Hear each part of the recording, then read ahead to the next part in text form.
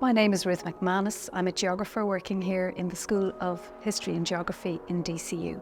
I'm Susan Leen. I'm artist in residence in DCU, and my interests are in geography and placemaking. So for this project, I was responding to Ruth's research on the microgeography of Drumcondra. We toyed with different elements of Drumcondra and different ways of looking at Drumcondra.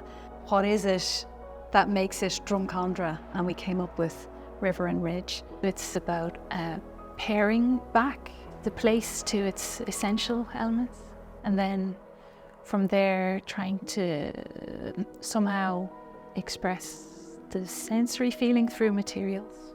We first met there was an open studio event in All Hallows, and I was really taken by Susan's work that was already up on the wall, those big long. They were very cartographic in inspiration, I suppose.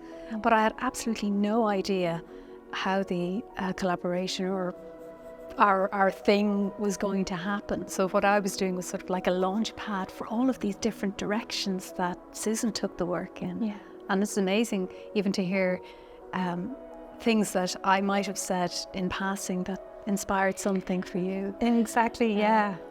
The title of this series of prints is called Some Things Thrive in Damp Climates, which is what Ruth said to me one day when I was complaining about the Irish weather. That's often the way I would try to access an area, by having conversations with people, informal interviews, and it's kind of an intuitive process. I think this was very intuitive. Obviously, we both have our research interests, and then along the way, different things became apparent.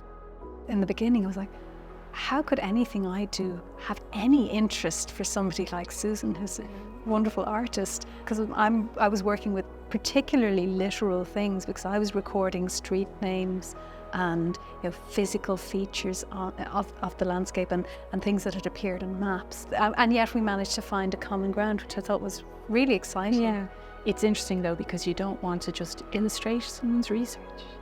There's not much point in that. So I do think we succeeded in finding a common area. Yeah. One of the most celebrated hot air balloon events in Ireland was the attempt to cross the Irish Sea from here at Belvedere House in 1812. Similarly, with just across the road, about 100 years, well, maybe a little bit less later, you have this first successful parachute jump.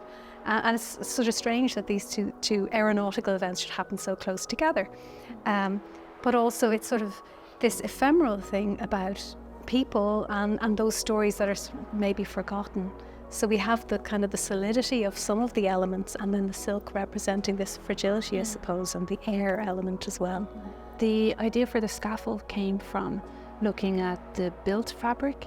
And I noticed in Ruth's research how the built fabric of Drumcondra was kind of a piecemeal fabrication. It was all a little higgledy-piggledy, using fragile material like paper to make something like that, which is very robust normally, kind of like the contrast between those two.